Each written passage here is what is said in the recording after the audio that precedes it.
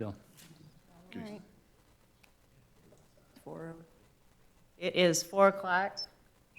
We're going to go ahead and get started. There's nobody here to welcome, so, okay.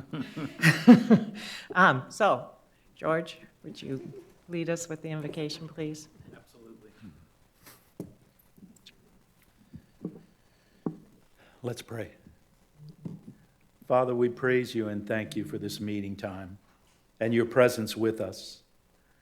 We know that when we are together, you always have a purpose and a divine agenda.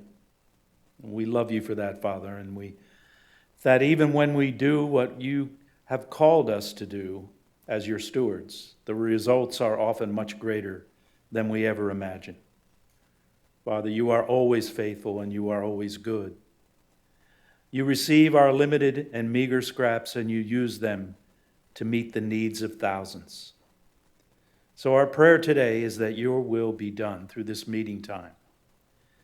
Take what we have prepared and multiply our efforts as only you can. Steer our intentions to align with your righteous will. Remind us of your faithful provision, and may all glory be yours when we achieve the results you have prepared for us. Blanket us with your peace, Father. Keep us centered in you, and guard our hearts and minds from pride and selfishness. May your love, Father, be the guiding light for all we set out to accomplish and hope to achieve. And we offer this prayer in the name of the Father, and of the Son, and of the Holy Spirit. Amen. Amen. Thank you, Pastor. Join in the Pledge of Allegiance. Pledge allegiance to the flag of the United States of America, To America, the republic which stands one nation under God, indivisible, liberty, and justice for all.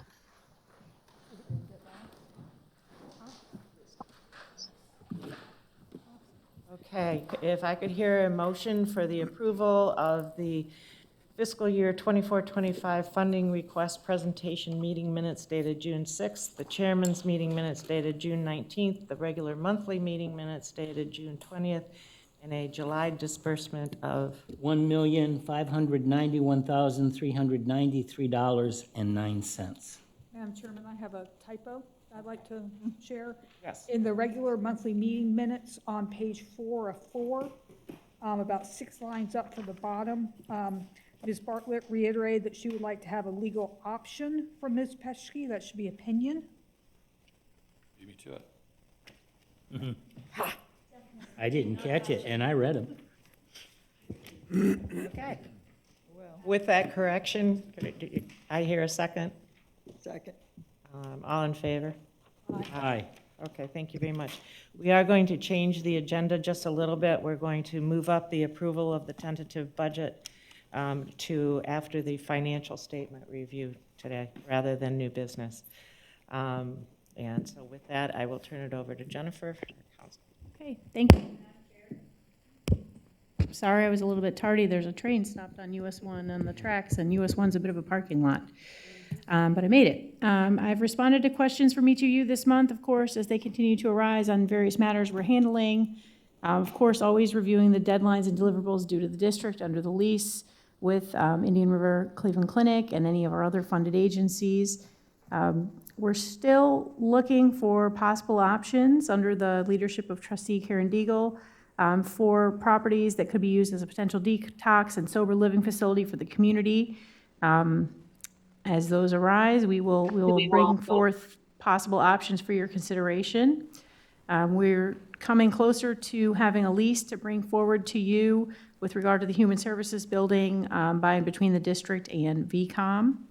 And as Trustee Bartlett noted, last month's monthly board meeting, I was asked to review Trustee Westcott's March 2024 memorandum and look at the statutory authorities that the district has with regard to indigent care and providing oversight of the agencies we fund and organizations that provide indigent care on our behalf.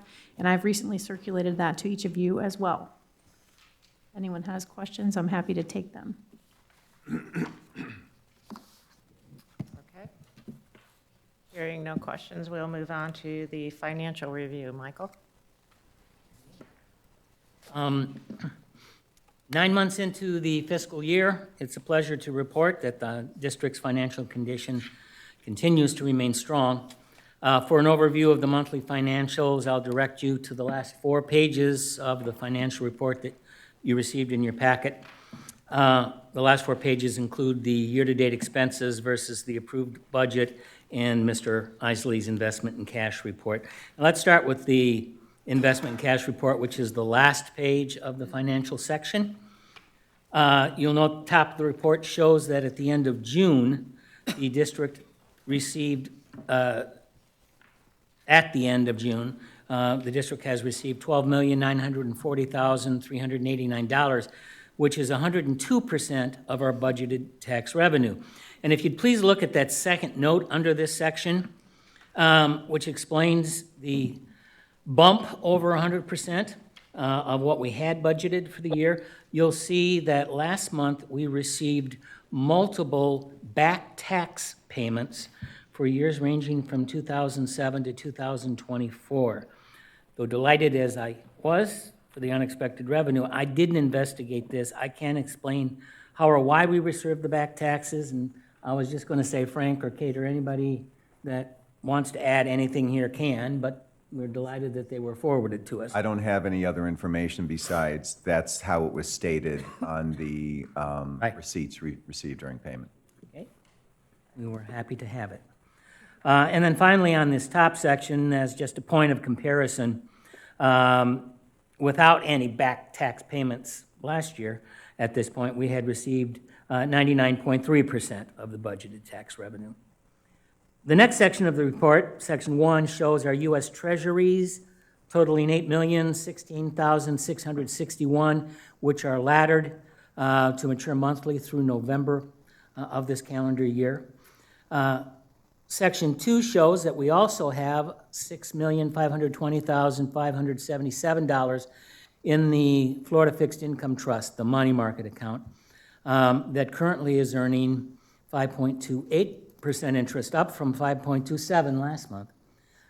So we're doing very well with that. And in fact, I believe Frank is tending to place more dollars. Actually, it's completely liquid and accessible for us. And as good as the treasuries are, this is even better, at least for now. So together, all of, and section 3, I'm sorry, shows the totals in our local operating accounts, which we're holding at the end of last month, $1,215,678. Together, all of that totals $15,752,916 in our cash and investment holdings. Now, if you'll flip back 3 pages, you'll see the start of the 3-page year-to-date expenses versus budget report. Please note the header at the top of the second and third columns to see that we are, again, at the 9-month point of the fiscal year, and an even monthly expenditure of budgeted expenses would have us at the 75% point. And then as you scan down through the next 2.5 pages, you'll find where individual programs and agencies stand at this time. And as usual, you'll find some programs behind that benchmark, some are ahead, and a few are right on. One of the members of the Finance and Audit Committee, which met this past Tuesday, asked about the instances where some programs or agencies were over 100% at the 9-month mark. And I explained that there were basically 2 answers to that question.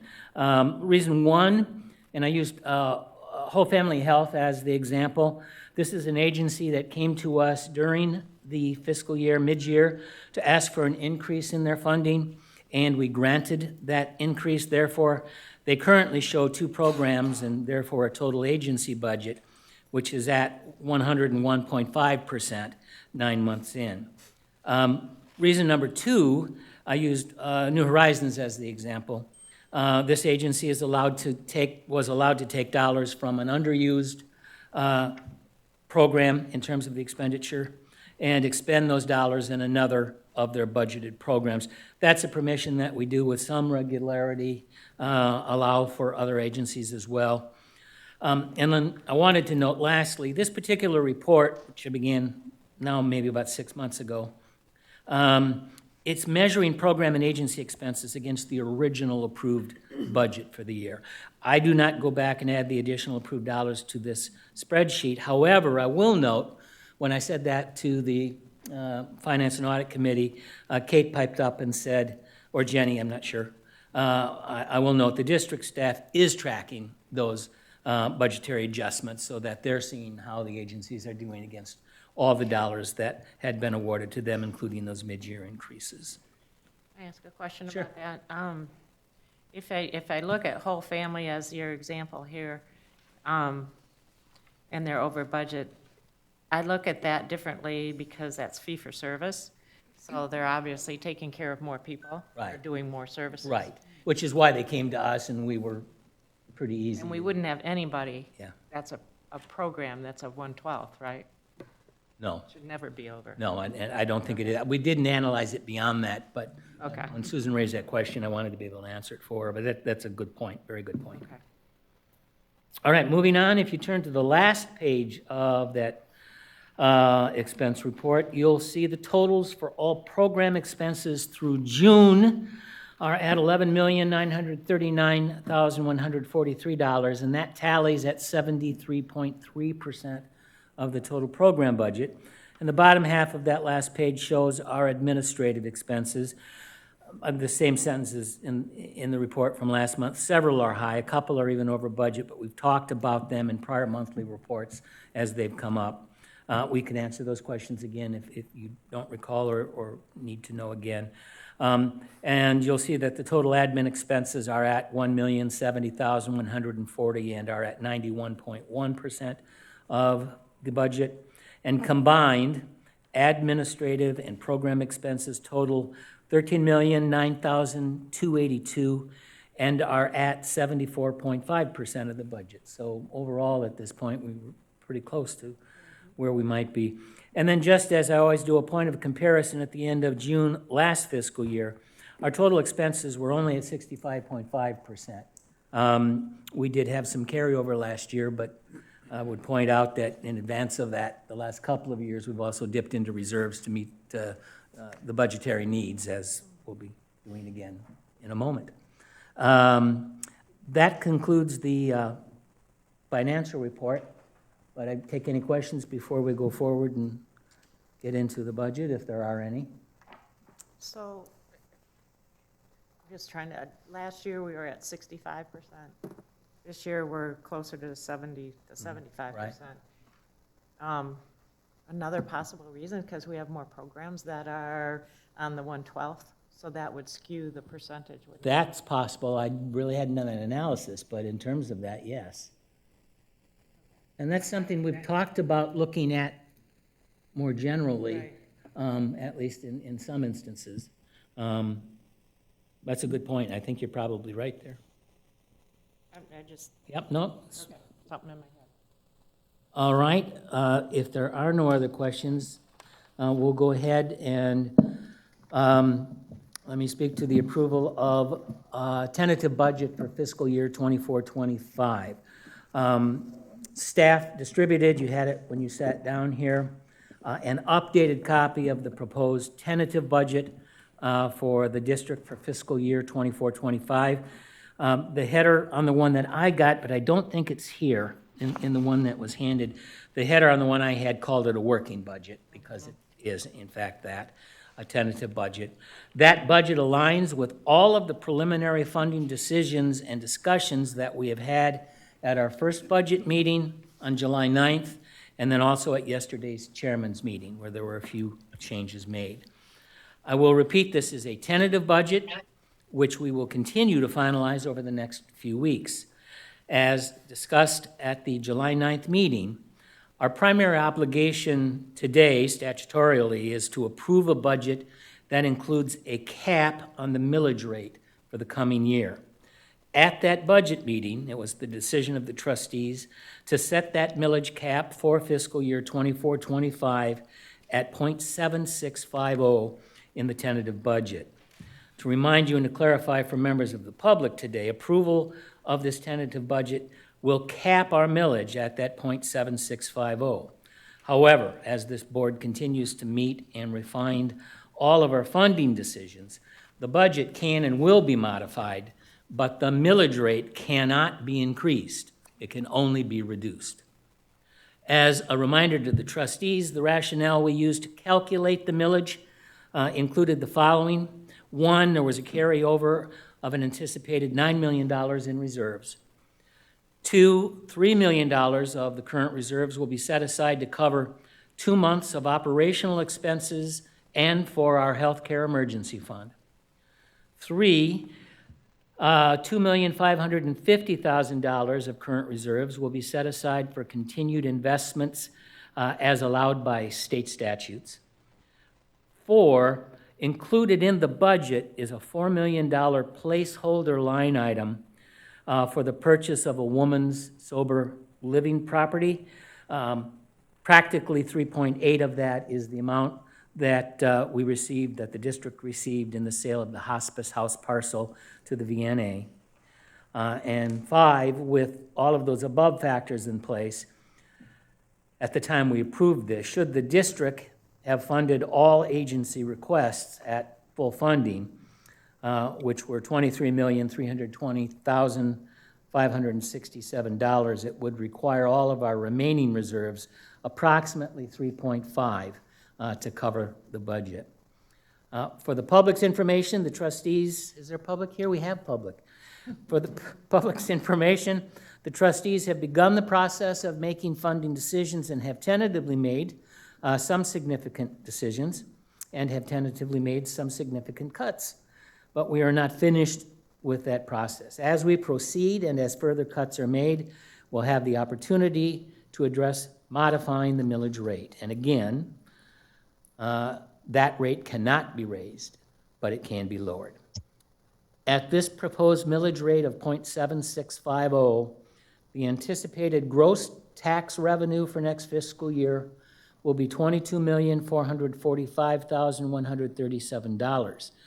And the budget also anticipates commissions to the property appraiser and tax collector, and then some uncollectible taxes will total $1,294,475, and that leaves an anticipated net tax revenue to the district of $21,150,662.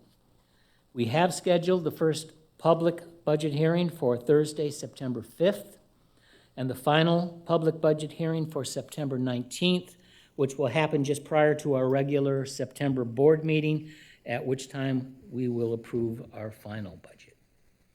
And with that, I would go ahead and move the acceptance of the proposed budget and the capped millage in front of you. Do I hear a second? Second. Okay. Any discussion? Michael, could you say again the $3 million, I think it was number 3 on the list? Yes, The $3 million set aside for, 2 months of operation and for our healthcare, dollars available for an emergency healthcare situation. I don't know that it's technically or budget in the line item, whether it's a healthcare emergency fund, but that's the way it's been discussed. Well, we did disperse 1.5 million this month, so. Yes. Yeah.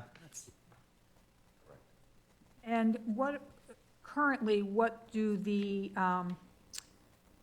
agency allocations total with all what we have done to date? Is that number on here somewhere? It should be in the budget. Frank, help me out here if you know exactly where it's at. What's the question? I'm sorry, Karen. Total allocation. What the total amount Should we? with the cuts we've made. Oh, so it's, right, so it's, yeah, we go right to the end of the program's budget. 23,276,859. Okay. That's with all the cuts out. That's everything adjusted through our meeting yesterday. And again, that's all tentative approval. We'll spend some more time on it. I would also just like to make a point that with all of the requests that we had, if we had granted all of the requests for funding, our millage would have been going up to 0.991, I think, 901. Correct. So, Again, this is going to be the third year, and this is only my second go-around. But this will be the third year that the district has had to dip into some of its reserves, cash position to keep themselves, to present a budget that they can go forward on. I think the first 2 years ended up being about $4 million in total. And it's going to be a bigger number this year, but I don't know what that number is actually going to end up being. Probably going to be a bigger number. I shouldn't prognosticate, right. But it will be a significant number as well. Mary Beth, I had a question regarding, Michael, could you restate what the, I guess you'd call it the net 21 million will be for the proposed budget in comparison to this year's? Yes, after the tax collector, our net tax revenue will be 21,150,662. 21,550. Let me find last year's in the budget. No, that 21 number isn't here. I just wrote it down, net 21 million. Ad valorem tax, Ad valorem tax differential is from the 13 to the right, 22. 13 to 22. 13,573,305, reading the 203-204 budget off 13. of the budget detail we received today. And that includes the property purchase for the Sober Living Center, the 21.5. The I 20 just figured how much, it's an increase about 8 million from this year to next year, is that correct? Yes, And I thought we were working to decrease that through our budgeting process. We have. Yeah, we've already taken well over $1 million, probably about $1.4 million, I think. Out, Right, right, out, okay, right, thank you. I just, okay. Any other comments? And if we raise the millage tonight, we can still take it down later? yes. We can go down, can't go up. Okay. It can't go up, right. It can only go down. Later, and go up tonight. Well, we'll need, The 765 is what we're voting on tonight. Right, Right. but we could have discussion to move it up. not up. Today, No. today you could, because we Oh, have. today, Yeah. yes, absolutely. Yes, No, well, that says 21, so we're, And a final budget needs to be ready so that public hearing, which takes place, you know, we've got a window, and we've got to schedule the times to complete the budget. First the funding decisions, and then the budget. okay, so I'm going to take a vote. There's a proposal to accept the .765 budget as here. Excuse me, Frank, can we? Yeah, I appreciate you not having a discussion during the meeting, okay? And it's been seconded, and so we'll go around the room. Barb? Yes, accept. Michael? Yes. Terry? Yes, Paul? Yes. Bill? yes, Karen? Yes. Okay. We will go forward with the .765, and then we will continue to work on that. Anything else, Mike? No, ma'am. Okay. Frank, thank you, Michael. thank you for bringing that. everyone, great spending all this time together this week. Just a few updates. Inpatient detox, I wanted to mention. Jennifer already mentioned Women's Sober Living, but our inpatient detox is in partnership with Cleveland Clinic Indian River. They are continuing to work on the details around the licensing requirements with DCF to provide this level of care at the Behavioral Health Center, which we're looking forward to. But that's a process that they have to walk through.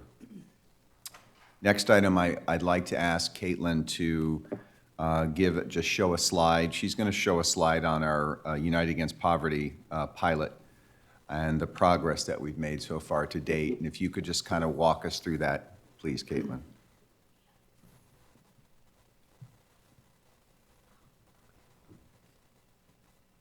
This one? Yeah. Okay.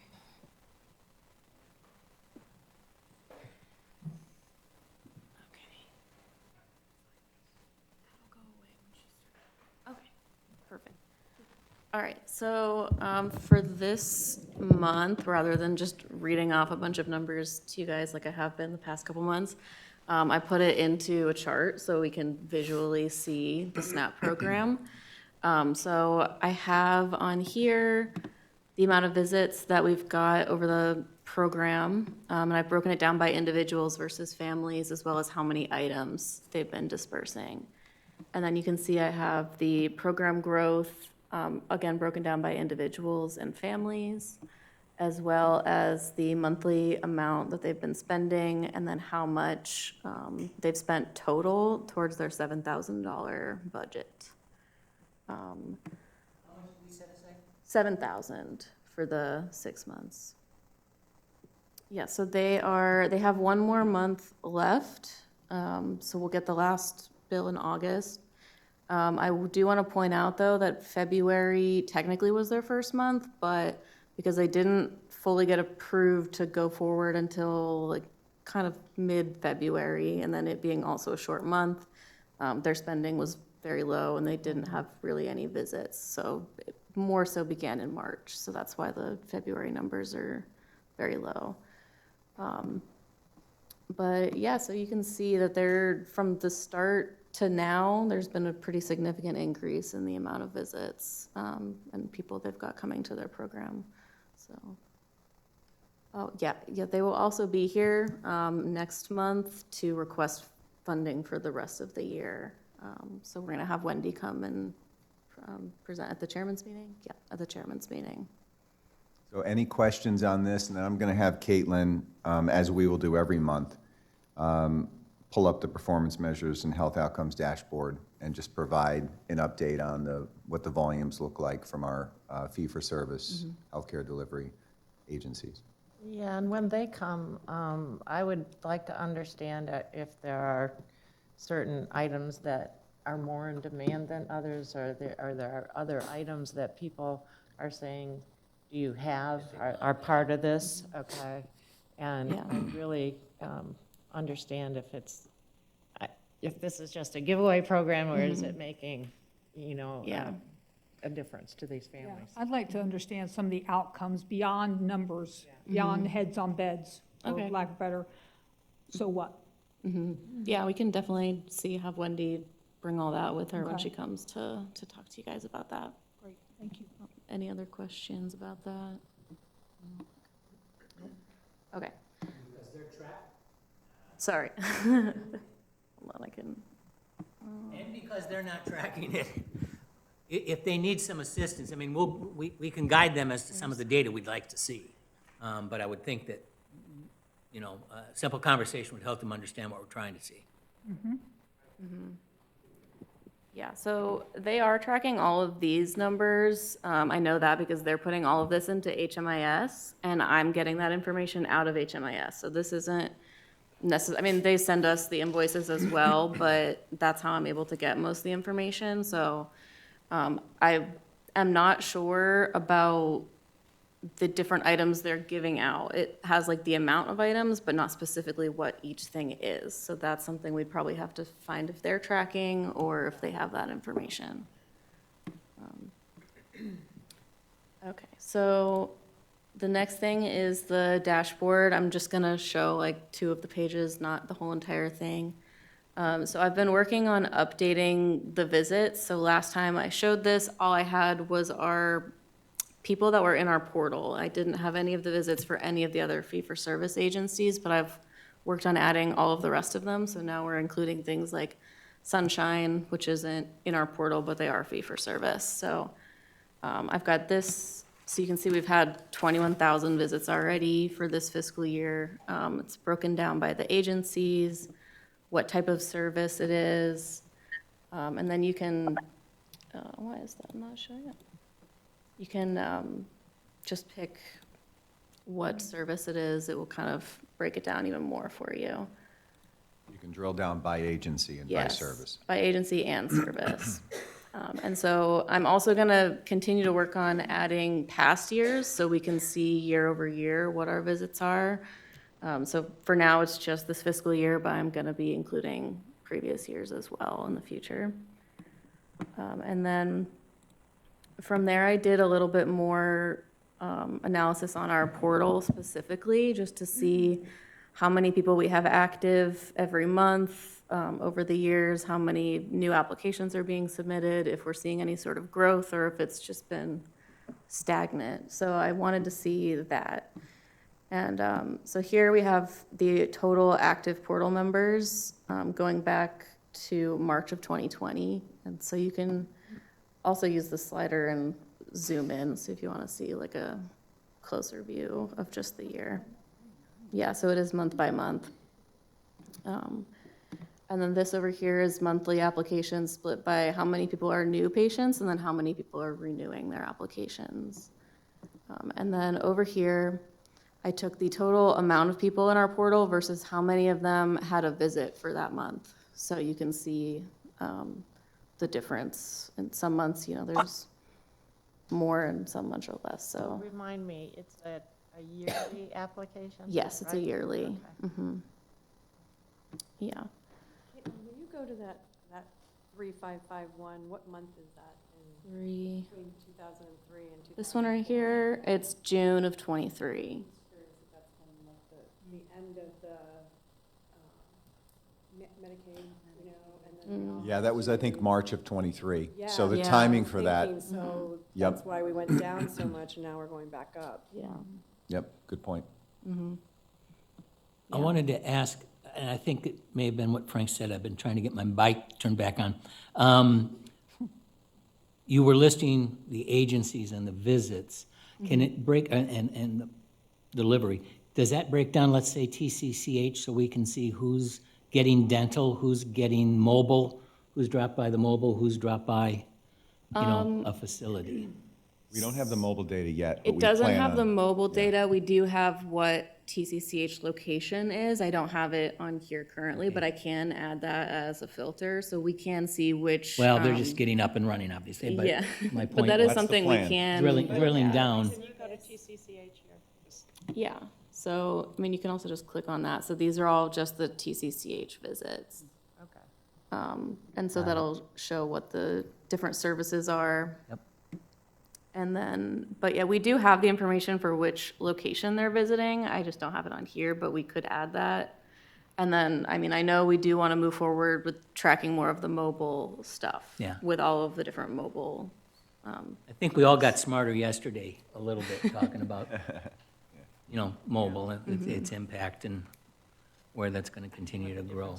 You got it. Any other questions for Caitlin? Thank you, Caitlin, very much. Thank you. So I wanted to give an update on Sebastian River Medical Center. So the most recent in the news is just talking about the timing around the bidding and sale hearing. So August 12th, as we stand today, August 12th is the bid deadline with an August 22nd sale hearing. One of the things I wanted to report on was there was some interest by United Health Group subsidiary Optum in purchasing the hospital, but they had backed out in late June, so that's off the table.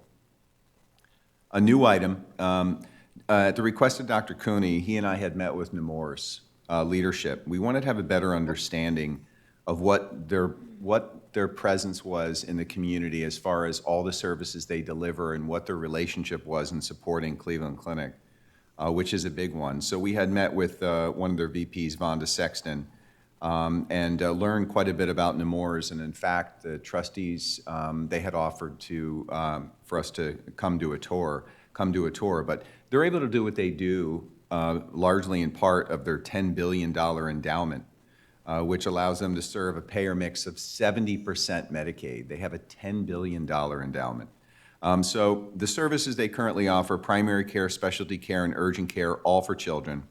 We have 1 pediatric cardiologist and 5 pediatricians, and they've been contracted to provide ped services to IRMC and then CCIRH since 2014. And they're currently working to recruit more pediatric specialty care, so a really important resource for our community.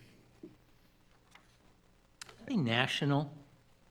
No, I don't believe they're national. They have 94 locations in Florida and Delaware, so they're more East Coast.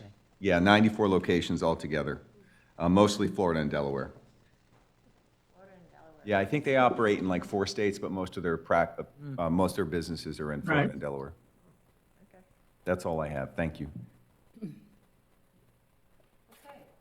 We move on to our funded agencies, and we have crossover mission here tonight.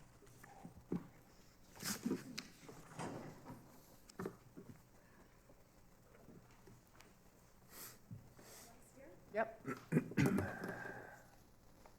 Antoine's going to have to bend down to. I think you'll be able to hear me. So I'm Antoine Jennings, co-founder and director of operations at Crossover Mission, along with my partner, Kathy DeShower, who's a co-founder and executive director as well.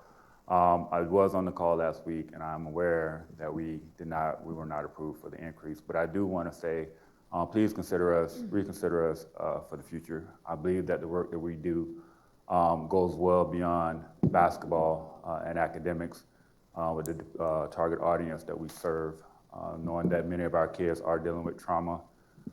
Many of our kids have, as many as 5 ACEs. Just having a conversation with Kathy, and it was many things that I've learned over the last 12 years about myself. Wasn't really able to identify what trauma was. I thought that having a caring person or a loved one in prison was normal. I thought that, seeing people be killed and robbed was normal. Thought that people being under-resourced, living in the house and sleeping on the couch was normal. Now I'm aware that those things are not normal. Thought that many things and decisions that I made and the anger that I had inside of myself was normal. Not really understanding, right, that I needed to deal with the trauma and the life experiences that was shaping the way that I felt about people and, and about life in general. And I think that many of our kids are dealing with those same types of issues, and it really takes a caring adult, somebody that's on the outside of it, to be able to identify and to be able to pull you out and have those conversations. And I think that basketball or sports in general is not just about sports. It gives you a family and an atmosphere. I played basketball nearly every day because I didn't want to go home. And being around, my friends, it gave me an environment, it gave me a family, it gave me a safe space. And sometimes it even gave me lights and water. So again, I think that, a lot of our kids are dealing with similar issues and they don't know because they have deemed it as normal. They don't know why they're so angry or frustrated or hurt or why they can't do well academically. Is because there's so many things that are inside of their head that they can't get out. I had a girl tell me on yesterday, there's just so many things in my head and I can't control it. So again, I know that for us, we're identified as a basketball and an academic program, but again, I do think that the work we do and the services that we provide and the support and the caring adults and individuals that are placed in their lives goes much deeper than just basketball and academics. You gave us a few questions that we were to answer. Do you want me to go kind of one by one through those? Okay. I also wanted to add that it was really ironic after the budget meeting last week we were listening to. It was literally 20 minutes later I got a call from, hope I don't cry, from a kid who was at a grave, and he was calling. He's like, I don't want to live anymore. I don't want to live. I was like, whoa, okay. We've known this kid since he was in 6th grade. He's 22. We connected him. I connected him immediately with our contact at the Treasure Coast, I'm forgetting the name of it, Wes Hammond. He himself worked with this young man, but it didn't really connect deep enough. But he is very close to me personally, and he called me and he wanted to kill himself. This is not a joke. This is really, really serious. And we have 10% of our population are homeless kids. We got a host of others that are in foster care. And so it's very serious. And we heard on the call the other day that there were other agencies asking for mental health in the facility. We've had a number of talks about this. We're not mental health counselors. We're trained in some things, mental health, but the kids don't connect with the mental health counselors. Who are they connecting with? They're connecting with their mentors. Their coaches are hugely, they're not just coaches, they're caseworkers. We actually have cases for every kid. Every student in Crossover has a case. We're writing notes every single week. It's casework. And so they're not just basketball coaches. There is a misunderstanding about what Crossover is, which is why we've broken our programs out, and you probably saw that in the write-up and the request. We have the Healthy Kids program, we have the Academic Mentoring program, we have the summer program, and then we have the really competitive elite basketball program. We were asking you to fund the Healthy Kids program, which is one of our core programs that all core kids are in that program. And it has to do with health. We're looking at BMI, we're looking at social emotional, we're looking at healthy peer groups, we're looking at bullying, we're looking at ACEs. All next week, we've got a couple of youth retreats, their leadership, but we're gonna talk about a lot of the traumas that we're dealing with the kids, with counselors on staff. So to us, it's health. It's healthy living, it's stabilization. Got a lot of family stabilization issues in our demographic of kids. So I just wanted to say that. However, you have to make your decisions, and we respect whatever you decide. We're grateful to have been funded for 1 year. Not only were we funded, but we were, exposed to what you do. We've learned a lot. So whatever you decide, we are absolutely in, agreement with. So I'll go through the questions real quick, and we'll kind of. How much time do we have, by the way? Let's go through the questions. Okay. Don't want to go too long.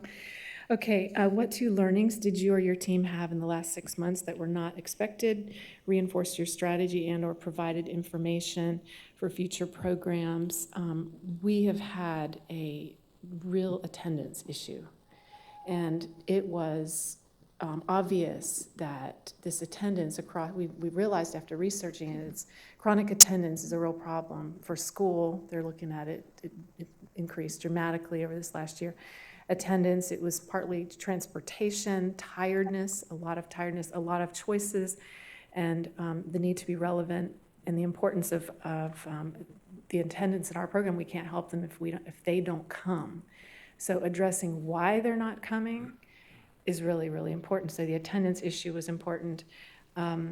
We also came up against a family, what I would call stabilization issues that seem really more dramatic this year. I don't know if you want to talk on it at all, but the lack of civility, aggression, fighting, even the parents, the comments that we got from parents were just unbelievable. Like, I don't know, you want to talk on it? We had a parent say, I don't want to hear you talk about my son being a leader anymore. He's not a leader. I don't want to hear that anymore. I mean, there is just very interesting, some of the things that we're facing with parents. And the parents are under a lot of stress. So the second question, what did not work as planned or anticipated, and how will you use this information in the future? Again, parent issues were really big, and we work hard with parents. That's like half of what we do, is forming these relationships. And we found that there's a very large percent that don't hold their kids accountable. And so without having that relationship and that accountability, you can't do much. You can try to affect the kid, but it really needs a lot of parent engagement. So we've been talking about what to do differently as far as parent engagement. And it needs to start right away from day one. So we've got a number of things we're changing this year about how we're going to maintain a deeper relationship. We've got 3 touches. Every student has 3 touches when they come in the building and they go through the whole onboarding process. They have a coach, a basketball coach, who's also a success coach. They have an academic mentor, and they have a staff person who is assigned to them that's kind of their case manager that makes sure that the parent relationship is working. So there's 3 solid touches with that, and the parent engagement piece has to get better. The second thing in that was thinking that the kids were going to come to Crossover just because we had basketball. Not so. Like, we're in the world of social media where hype is everything. So we have to be good. We have to be really, really good. We have to be relevant. We have to win games. and they're not coming for the academics, and they're not coming for the health program, even though they need all of those things, they're coming for the basketball program. Stop me if you ever want to add anything. Number 3, what emerging issues are you seeing locally in the healthcare sector? Not necessarily within your work. Basically, there's not enough doctors. You can't get an appointment. There's not enough guidance counselors in the schools. You got 250 kids to one guidance counselor in the schools. It's impossible for our demographic of kids to get help in school, whether it's pathways of education or mental health or anything. There's not enough mental health counselors, and even when you can get one, it's hard to get one on site. So we find that training our staff is important, and prevention is absolutely the key. It's all about prevention. It's about addressing the issues before they become big issues. Number 4, what do you as CEO in partnership with your board believe will be the most strikingly different about your organization in the next 5 years? This is probably the easiest one. We will definitely grow in numbers of kids. We're in like phase 3/4 of finishing our building. I don't know how many of you have, Frank, you came, and Jenny's been there. We certainly invite you to come. It's 40,000 square feet building that we are dedicating to this purpose. And so we will grow our numbers dramatically, certainly our size, potentially beyond Indian River County. We've had a lot of requests for our services. Programmatic development within our large facility will allow us to form collaborations. We've got a really awesome collaboration starting already with another sport and bringing them together. We have a very good relationship with the other Boys and Girls Club, GYAC, Youth Guidance, and we plan to continue those deeper collaborations with economies of scale, essentially, to be able to apply to larger funding sources, state and federal, possibly, in the next years as we're able to come together on outcomes and that sort of thing. And then, of course, I said this already, social media is really important. You might not think so, but I also wanted to make note of a couple of trends in health. 59% of the children in Indian River County are categorized as economically disadvantaged. You probably know that already. Student homelessness is up 18% in 2023. We've got 10% in our population. The average teen spends 7 hours on screen time, every single day, 7 hours. Large percentages of that are into the night and into the early morning. So you have really extreme tiredness, sleep deprivation. It is affecting their whole lives. They can't focus at school.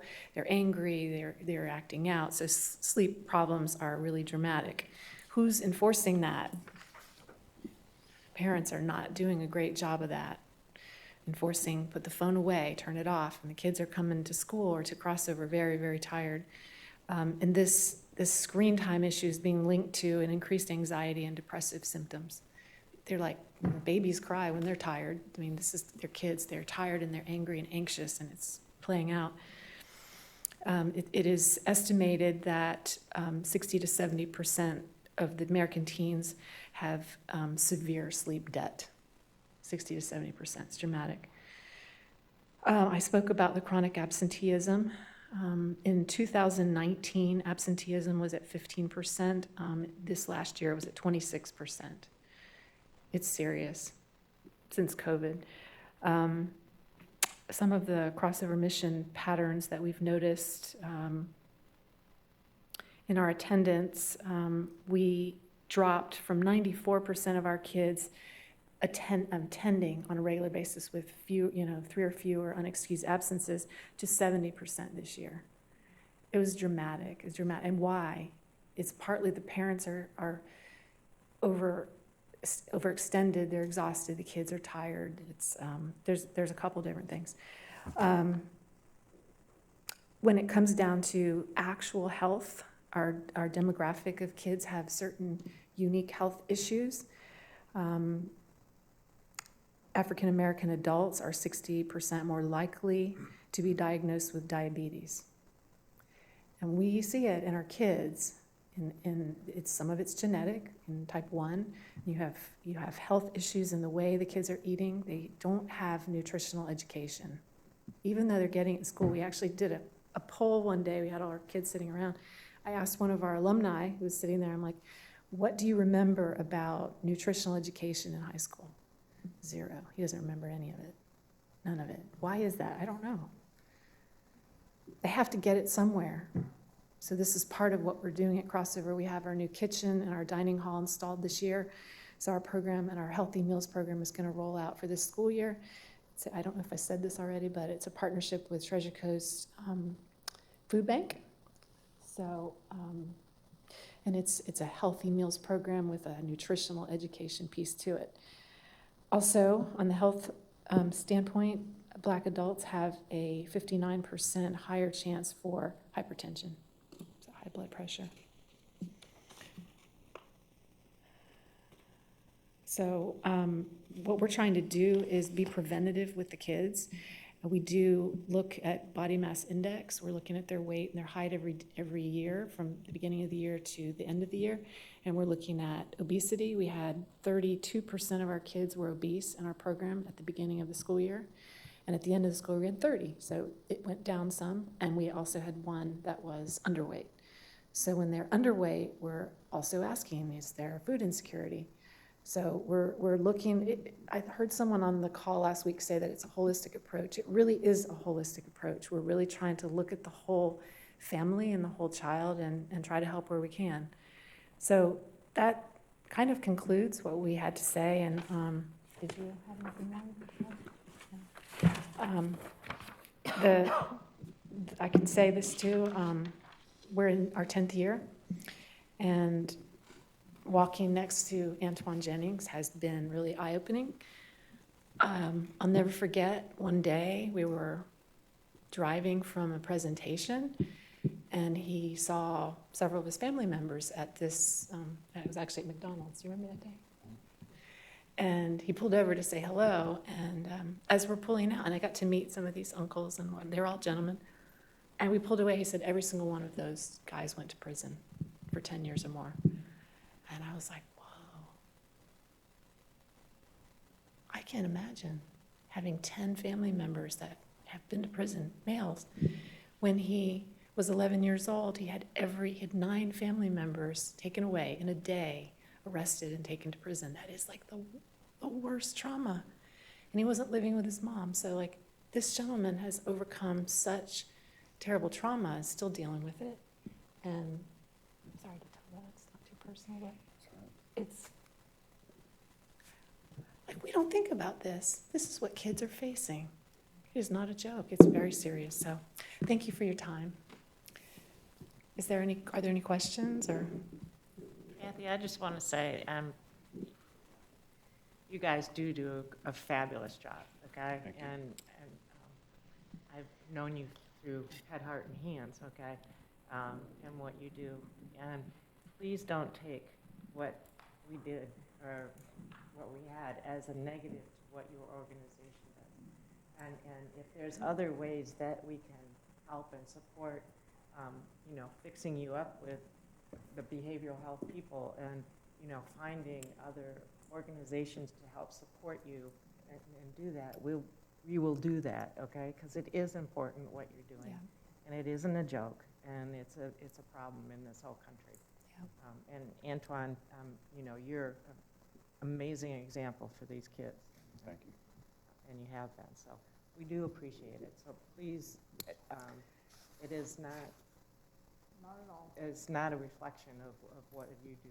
Thank you. Thank you. And we do realize that you're, really funding hospitals and that kind of thing. So thank you for also the exposure. We appreciate it. And I agree, and with Mary Beth, and one of the things that we're hopefully going to be exploring in our coming season is an integration of our funded agencies and making sure that we're being as effective and as efficient with the money that we're given, and putting our partners together.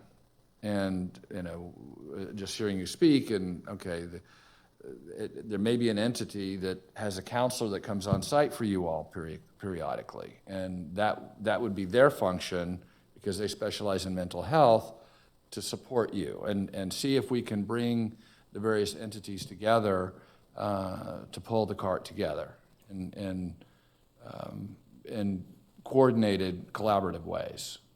So, Like you said, there's not enough resources in Yeah. that area.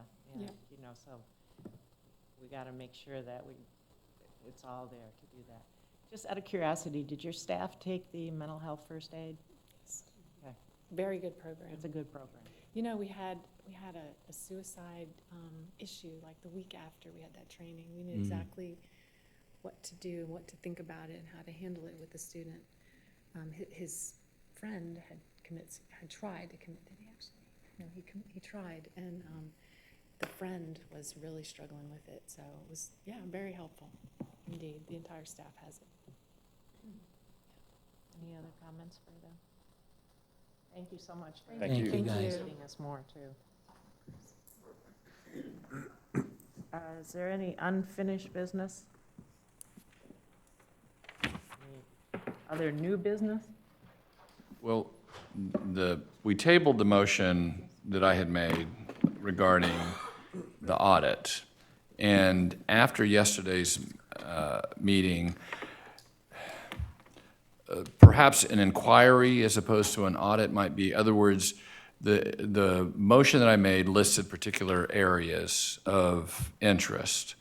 And I got a sense from Dr. Rothman an interest in working with us in informing us so that we can work better together in areas. So I don't know if rather than it being an audit and it be an inquiry on those topics and let Dr. Rothman and his team respond, these are areas that we're able to address, these are areas that we're not, and why, and then we can progress from there. In other words, if there's a no, okay, let's talk about the no. If there's a yes, work on what the information's, how it's going to be organized, because this is new territory, for both of us, and maybe using this as a vehicle to work together differently than we have, or more, or whatever. But anyway, so my motion that was on the floor is detailed in the minutes from our last month's meeting. And from a parliamentary perspective, I think we need to address it, but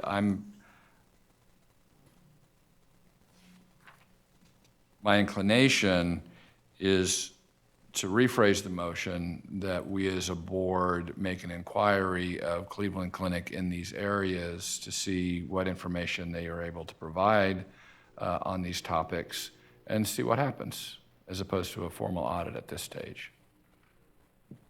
Frank, can you remind us, or me, what areas both doctors talked about bringing us in 3-4 months? There's some data that they said they would have ready, or? Was specifically around indigent care. Correct. Okay. Indigent care, So- details. Isn't that what you're talking about? Exactly. Okay, so, Yeah, Dr. Rothman has committed to coming in September. yeah, okay. Specifically speak about what their policy is, what it is they're seeing, what the growth that they've got. I think the other question that Paul had was, are they all from Indian River Right. County, or are they coming from outside? And so, yeah, he's committed to. Details, zip code analysis, all that. And the application process, what that looks like in terms of how long it takes for someone to find out they've been accepted, initiate the care. I think their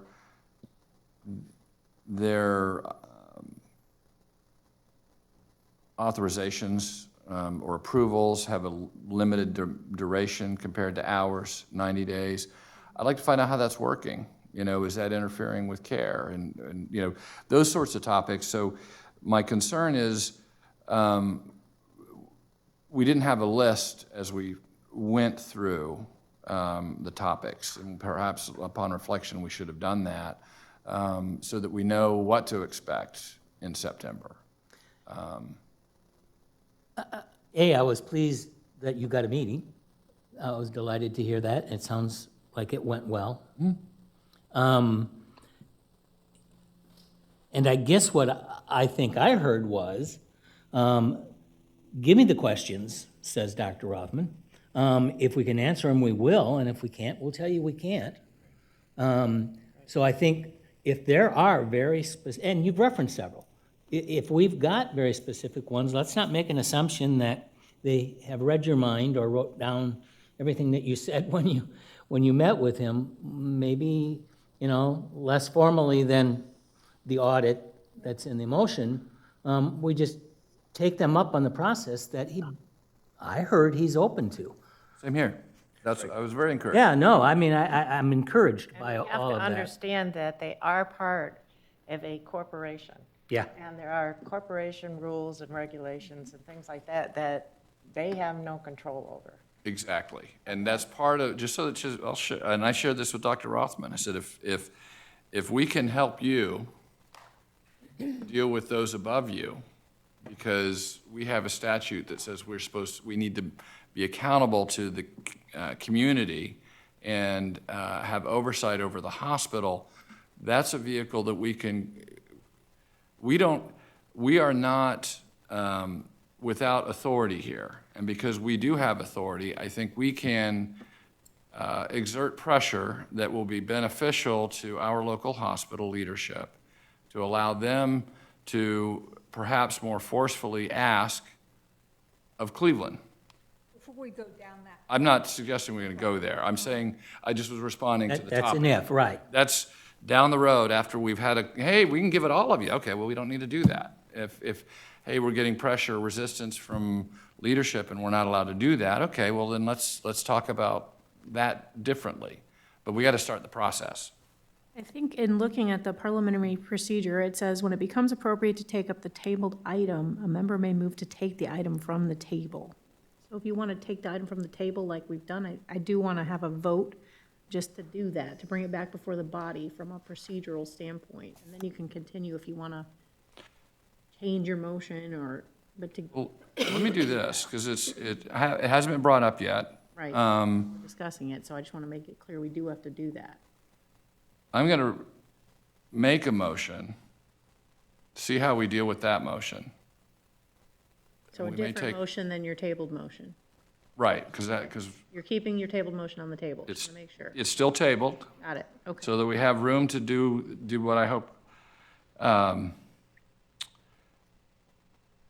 I move that the Indian River County Hospital District make an inquiry of Cleveland Clinic as it relates to the indigent care program, specifically asking for information concerning, one, application approval process of indigent care patients, semicolon, length of time for a decision to be made regarding approval, semicolon, number of approvals and denials, semicolon, nature and effectiveness of any appeal process.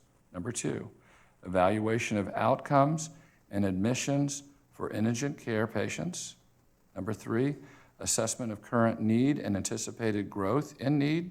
Number four, collection and understanding of data relating to acute care patients versus chronic care patients, semicolon, ER visits compared to admissions. Number five, demographic/composition, i.e. homelessness, age, family status, incomes. And that, again, this is an inquiry, and that we request they respond, letting us know what information they're comfortable providing and what they're not, and why they're not, is my motion.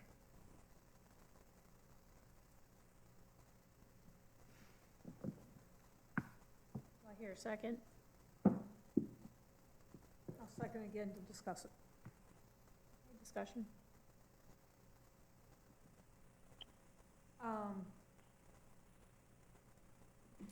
I would like to see what they bring in September based on the conversation that we had yesterday. I guess it's more of giving them the benefit of the doubt. And let's, we had a great conversation yesterday. They understand that we're interested in this information. Let's see. Frank, maybe it's a letter confirming that at the September meeting, we look forward to having you to discuss what we talked about yesterday, what our expectation is, and see what they bring. And if that doesn't cover all of that, or there are additional questions, then we can address it at that point. It seems that just asking a question of them is an offensive act, and it really isn't. It's just, That's not just a question. it's a series of asking, it's asking questions, asking us to provide information or tell us why they can't provide it. And it's in light of their willingness to already provide some of this stuff, this is more of a laundry list, probably that parallels where he was anyway, he being Dr. Rothman. I'm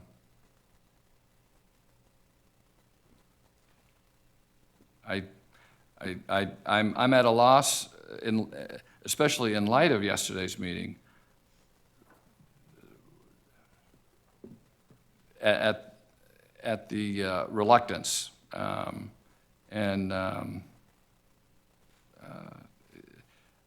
just, we're the leaders on behalf of the community here. And as the leaders on behalf of the community, we have a responsibility. And that responsibility also speaks to helping them succeed as leaders in the community. And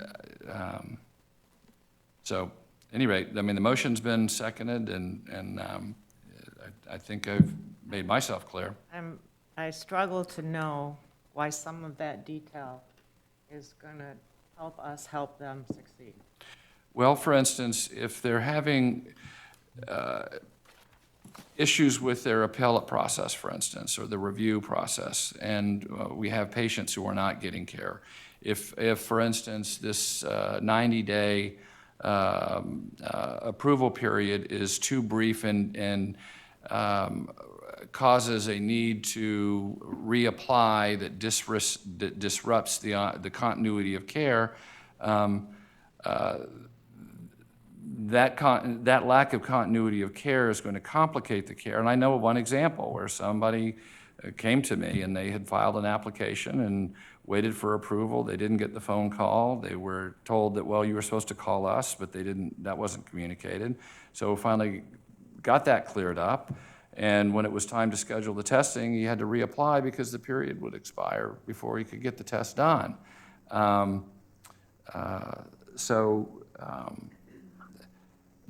Yeah, I mean, and it's not just for their benefit, it's for the taxpayers' benefit to make sure that we're doing the oversight responsibilities that we have. And, I may be the only voice here that thinks we have an oversight responsibility, so be it. But I'm making the motion because I think that it's part and parcel with our responsibilities, and particularly because this is part of our lease, that when this entity agreed to allow Cleveland Clinic to have the operation of that hospital, that community hospital, that their commitment to us was to provide indigent care. And we've never audited that function. Will they report on it every year? In gross dollars of what they're telling us that it's cost them. They're also reporting how many people and what particular, whether it's acute care or surgery or ER. I mean, they give us those numbers. We've seen the growth. I mean, in their last written report, you saw the growth from 2019 to 2023. It's tremendous. And the demographic. If I can, Karen, I'm sorry, Paul. Would we, if these questions were being asked of the hospital, would we be also asking these same questions of the other entities that we fund that have to, that are doing the indigent care? To the extent the questions are relevant, I think that we do. When we ask about their levels of performance, outcomes, when they come and report, they talk to us about their patient base so that we have information that speaks to the demographics. And so that's part of this is trying to find out what their patient base is looking like. So we have a feel for what's going They are on. reporting already, as Mary Beth has said. So they are reporting on the same thing that we're asking from the others as well. Currently, is that correct? Jennifer, Frank, staff, help me out with that one.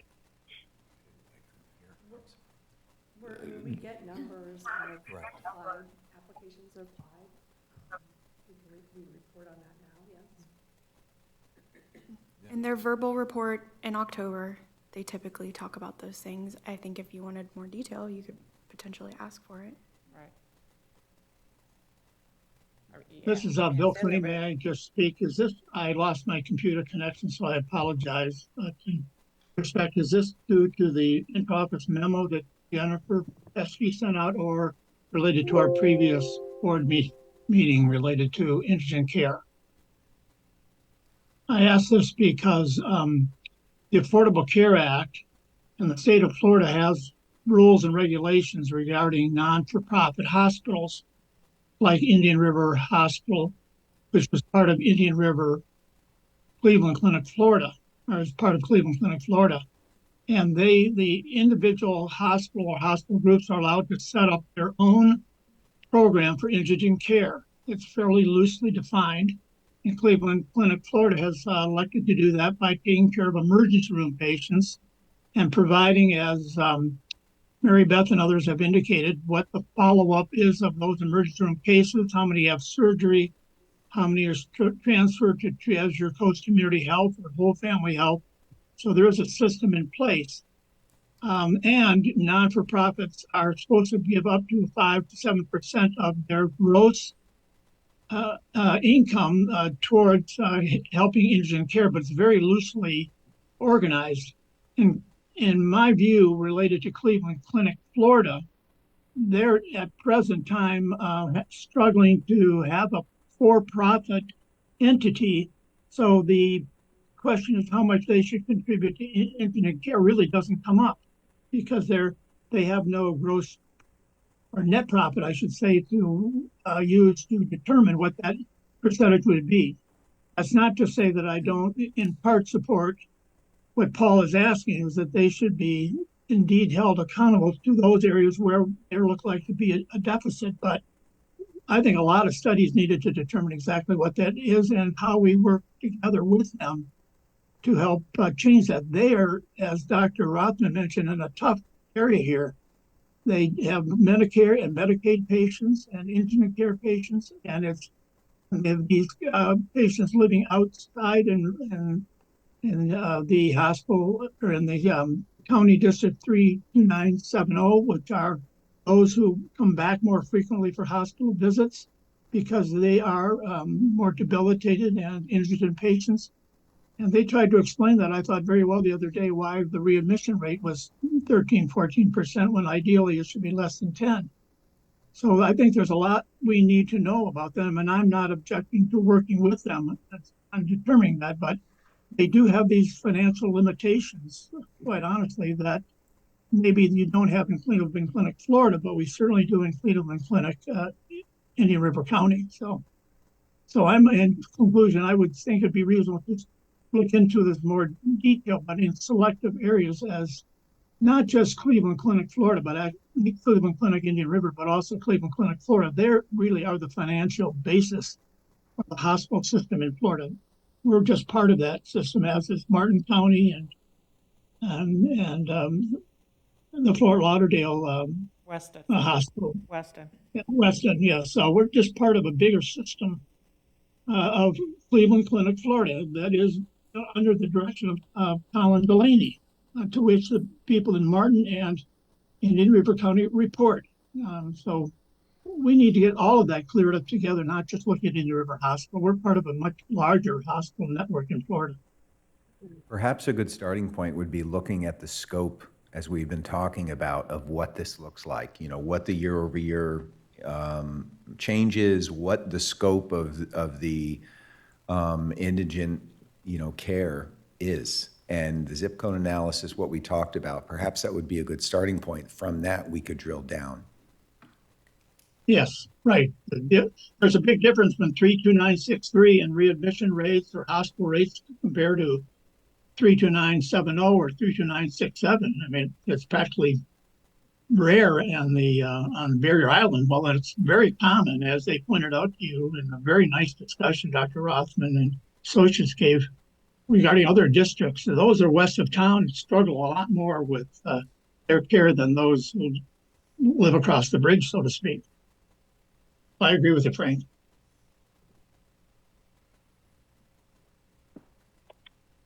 Paul, my take on this is kind of varied.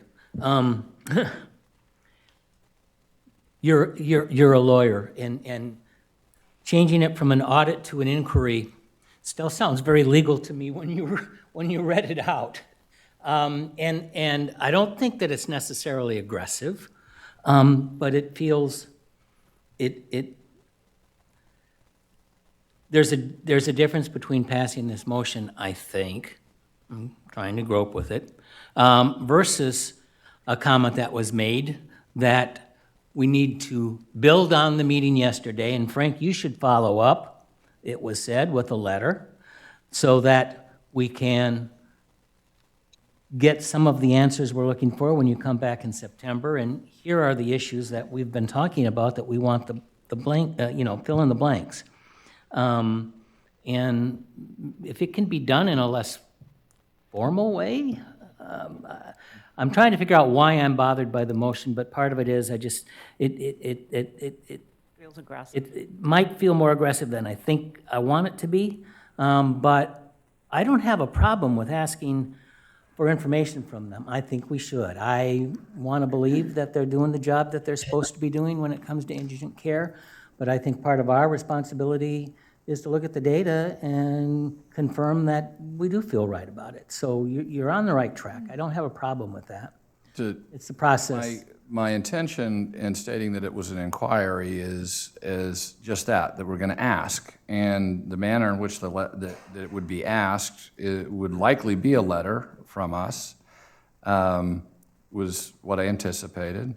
And I incorporated in the motion, I believe, language allowing them to tell us what they were willing to give us and what they're not, and explain why. The word willing to give us. It feels like what they're able to give us. Able, willing, It's different. whatever. I'm not. That they would hold. Mm-hmm.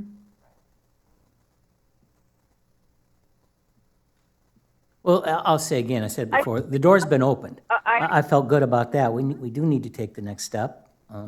Right, and part of this. As simple as the things that you just said, for him to say that and say, when you come in September.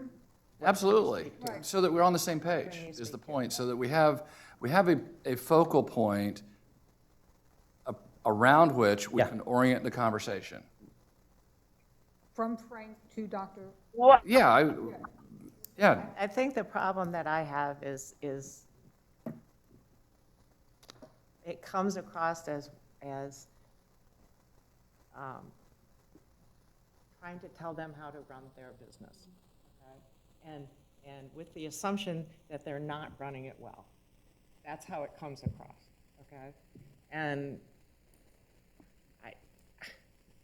I have trouble starting with that assumption.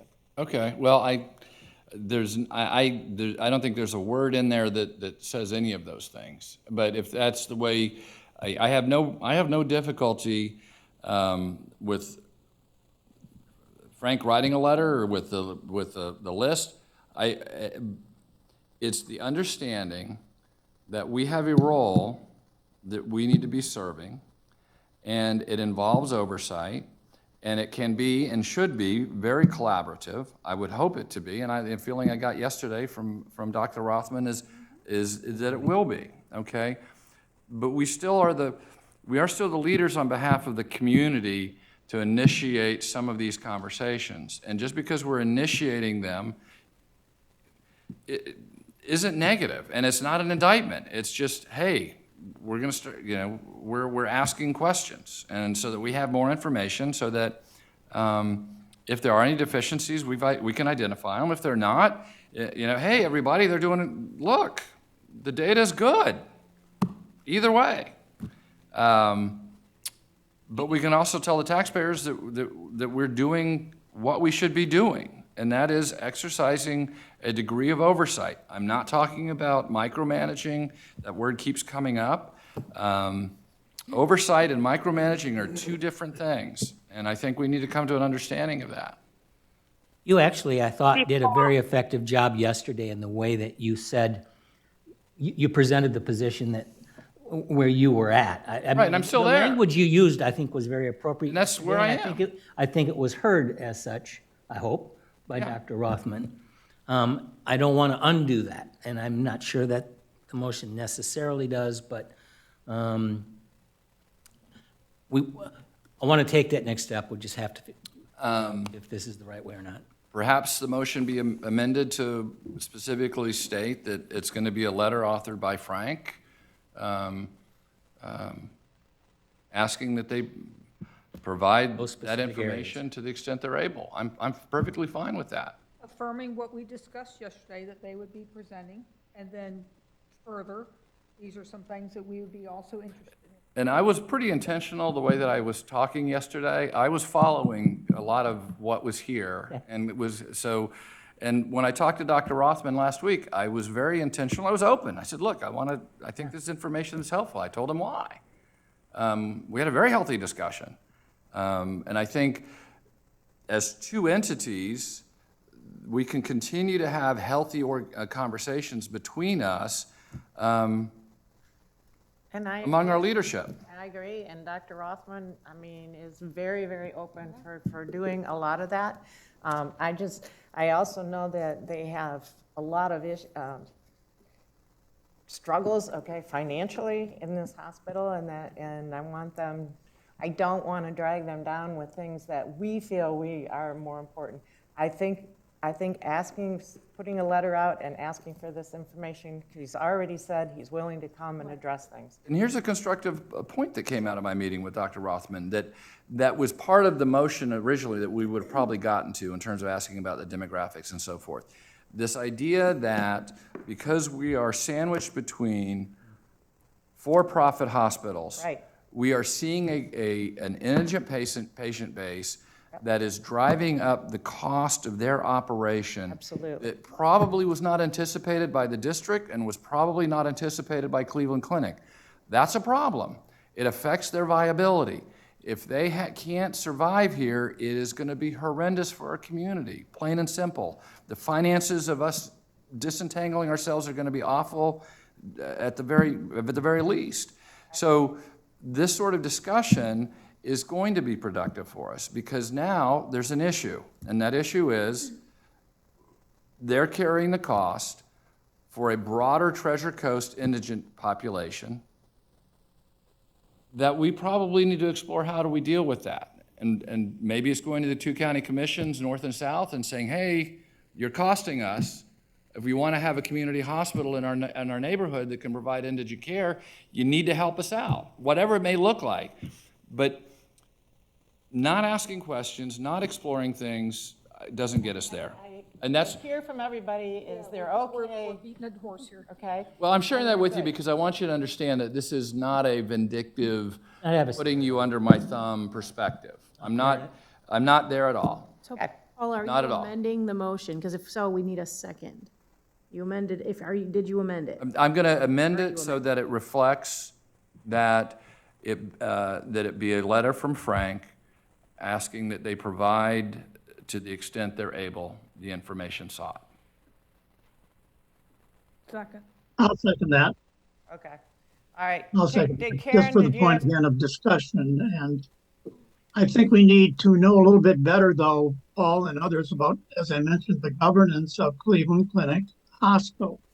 and how that works and who reports to who and who these communications should be to. Dr. Rothman, I thought, did an excellent job yesterday. He was very clear, very open-minded, but he's the interim chief, and who does he report to, and who does he have the authority to report back to us on? I don't think we understand that very clearly. Maybe Jennifer Pesky could help us clarify that, or someone else, maybe Mary Beth, the governance structure and who, because in my mind, I don't think you're wrong that it's tough to take care of indigent care here, and maybe we need more help from the other southern counties in doing so. But until we have some understanding of how the need more help process from works, I don't think it's Yes. putting Dr. Rothman in a tough place, honestly. Okay. Karen, did you have something you were trying to say? No. Okay.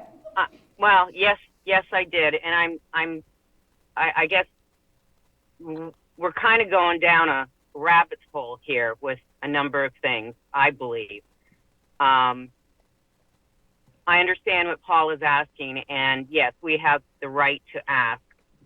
But I agree with Michael completely in that, you know, they came before us yesterday, great relationship. The meeting, I loved hearing what they were saying and the information they were gathering. They made the comment that they're going to come back to us with information and, you know, in months to come.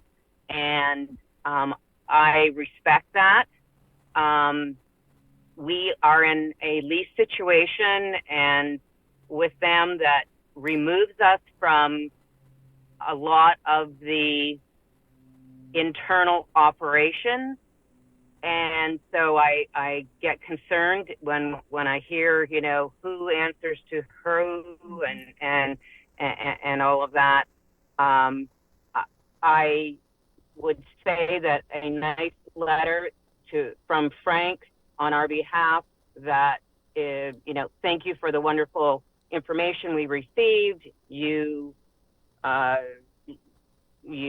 said that you're going to return, and here's a few of the items that, if it's possible, you know, we would like to know.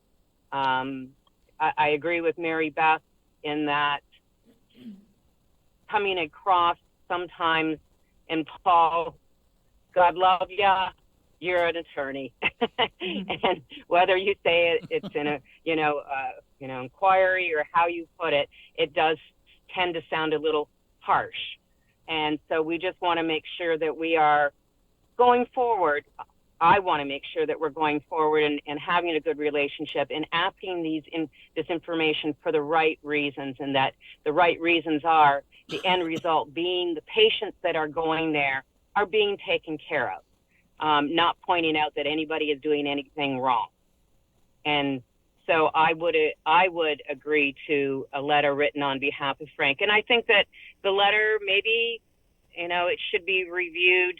I don't know how we can do that or whatever, but maybe it should be reviewed by the trustees before it's sent over, just so that we're all clear on what is being said. But that's up to Frank and staff and Mary Beth as the chair. I also like the comments. I mean, we've asked this before, and I think that we've never gotten an answer because I think they think, or others have thought, there's nothing we can do to help them. And I think that's a fallacy. I think part of this has to be, let's figure out if there are issues, what can we do? We're married to these folks. We're attached at the hip, no matter what. And let's make it work. So let's take the vote on the motion as it is, which is Frank will write a letter, and I'm fine if you want to review it. I'll share it with all the trustees, of course, to make sure it includes everything. Make sure that's the right tone and tenor, and asking that information. It's been seconded, so, Michael? Yes. Bill? Yes. Sharon? Yes. Yes.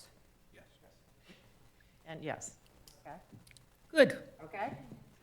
And I'm not out to get Cleveland Clinic. Scout's honor. I am absolutely not out to get them. It's just that. It's that lawyer thing. You Paul. can't help being a lawyer. Okay, is there any public comment? Okay, hearing none, public's we are shaking their adjourned for head, right no. now. Thank you.